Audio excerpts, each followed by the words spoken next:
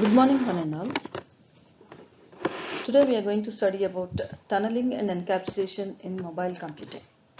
Hello all, once again I am Dr. M. Sharda Varalakshmi, Professor, Department of Computer Science and Engineering, St. Peter's Engineering College, Hyderabad. Tunneling and encapsulation. Okay, here as you have seen in our previous network layer, how the data packets are flown from one location to the other, or from one mobile device through a router to another mobile device. In this flow of data packets, a tunnel is created where all the data packets flow only in that tunnel. And just flowing of the data packets in the tunnel is not just enough. Every packet is encapsulated. That is the reason we call here as this concept as tunneling and encapsulation. It describes the mechanism used for forwarding packets between the home agent and the care of address. Home agent is one router and care of address is other router. And when the host or the sender needs to send some packets to the destination or needs to send some data to the destination, it first registers near the home agent, and then the home agent actually locates where the destination is, and the destination location is registered in care of address, and then a connection established between the home agent and the care of address, and then the packets start flowing in the form of a tunnel.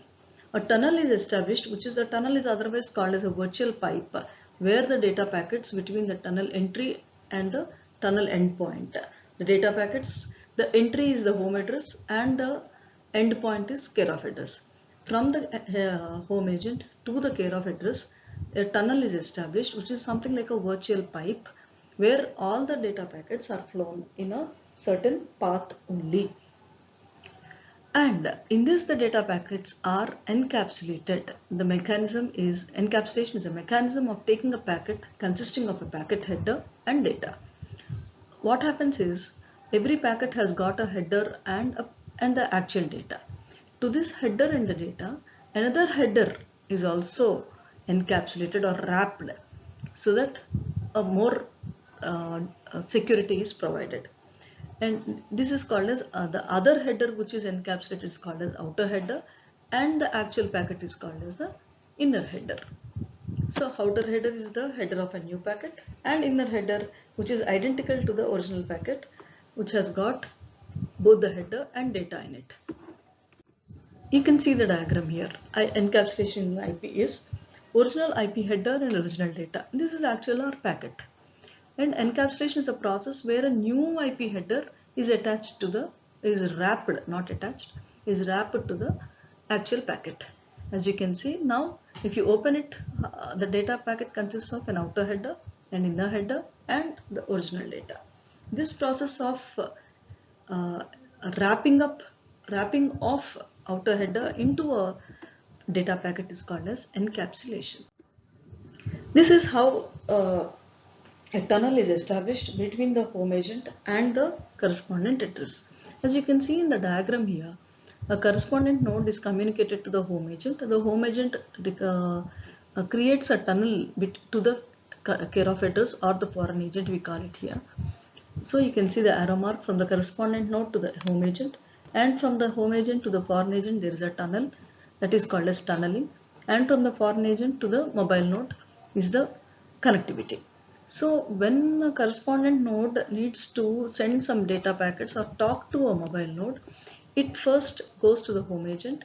The home agent locates the mobile node, so it diverts it to the foreign agent. The foreign agent identifies its mobile node, and then once the path is established, the home agent starts sending the packets through the tunnel to the mobile node.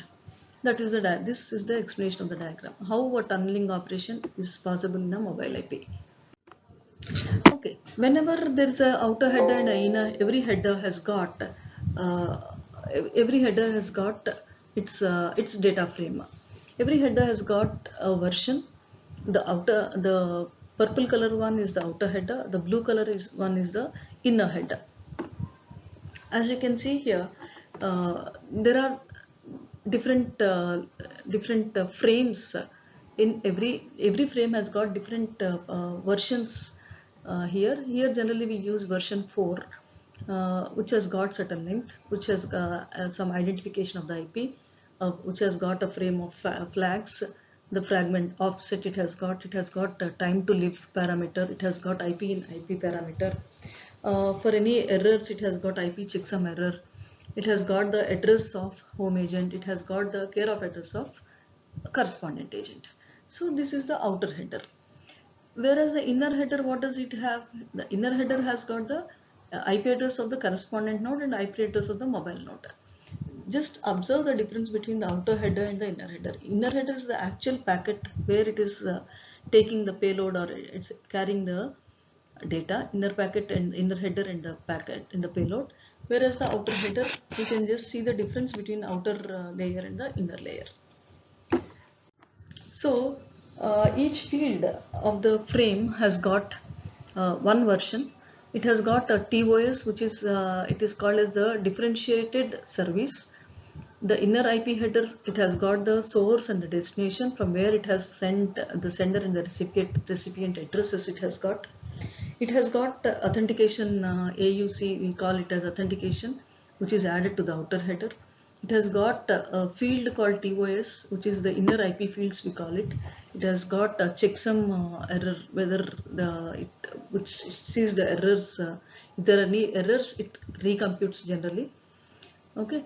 It has got some time to live. The time to live, the time taken from the source to the destination. If at all it is out of the time which is specified there, it drops the packet. Okay, when you see here, in the previous IP in IP, what happened? Two headers. One is outer header and the other one is inner header, and then other one is the actual data. So what happened? The weight of that outer and inner headers is more. This is the disadvantage. That is, the data repetition is more. The weight of the headers are more in the data packet. So the next methodology which has been introduced is minimal encapsulation. You can see the diagram where you can observe the difference between that and this, that IP in IP and minimal encapsulation. In minimal encapsulation, you can see the reduced inner header. See, the previous one we could there was in IP there was repetition of IHL, TOS, length, IP identification and all. Here, whereas when you come to the minimal encapsulation header, see, you have only layered protocol. You have only the reserved part for the next data to come. You have only the checksum. You have the addresses, IP address of the mobile node and IP address of the correspondent node. See, you can see what happened here. The repetition of the fields has been reduced when compared to IP in IP. So this is the only advantage of minimal encapsulation. Otherwise, the procedure is same for both the IP in IP and minimal encapsulation. And the other methodology of encapsulation is generic routing encapsulation. It allows the encapsulation of packets of one protocol suite into the payload portion of packet. See, you can see original header. You have one more generic routing encapsulation header. So what do we have here? Outer header, GRE header and inner header, or otherwise called as original header and the original data. These three together is the new data, whereas the encapsulation, that is what is happening here, three headers are there. Outer, already every packet will have an inner header, and other than this you have something called as GRE, generic routing header, where the payload portion of the packet of another protocol suite is introduced here. You can see this. You can see the purple one is the outer header, just like your IP in IP1. The yellow one is the GRE header, generic routing protocol header, and the blue one is the inner header, which is common for every data packet. See here the difference, if you can observe, the outer header has the same fields as you can see in the previous two encapsulation methodologies. Here you have something called as you have a checksum again, you have sequence number, you have the routing path, you have a routing sequence, you have a key. Three more fields are added other than what you have in your regular outer header. And then the header, what it is carrying here, GRE, you can see the outer header carries this generic routing protocol. Okay. Next comes the dynamic host configuration protocol. This is one of the other one more methodologies of which enables automatic integration of systems into an intranet or the internet. This can be used to acquire the care of address for mobile IP. How to discover a mobile IP is what is called as dynamic host configuration protocol, DHCP we call it. This is a simple application of installation and maintenance of networked computers. This supplies systems with all necessary information. This DHCP provides the information such as IP addresses, the server addresses, the domain name, the subnet mask, default router, etc. All these are given by this DHCP protocol. This DHCP is generally a client-server model. As you can see, the client DHCP discover. I'll show you a better diagram than this, where you can clearly understand what the client and server are doing, how the DHCP relay is taking place. The client sends via MAC broadcast to a request to the server. DHCP, that request here we call it as a relay. The client sends the relay to the server, and now the server identifies the client and it provides the services. See, you can see in the diagram here. There's a client initialization. There are various servers in its network. Initially, the client sends DHCP discover to both the servers, one on the left and the other on the right. You can see here in the diagram, client initialization, DHCP discover to one server on the right and one server on the left. Now, any of these servers will react and will provide the service. Here what happened? Both the servers have reacted, have offered a DHCP offer, collection of replies, DHCP offer. Both the right one and the left one have offered their its request, offered their services actually, offered their services. Once that is offered, now the client has a choice to choose from any of these servers. So the next step you can see here, selection of configuration. It has DHCP request and DHCP request, but one server it has rejected and it started connecting with the other server. Now DHCP request and acknowledgement.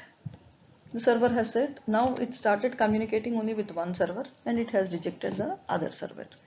Once it started getting connected with the server what it has selected, the initialization process is completed, and now the process of sending packets from the client and server takes place. This is once again an important protocol mechanism, DHCP. I wish everybody must not ignore this particular protocol mechanism. I hope everybody understood today's class. Thank you very much. Thanks for your patience and your time. Thank you. Good day.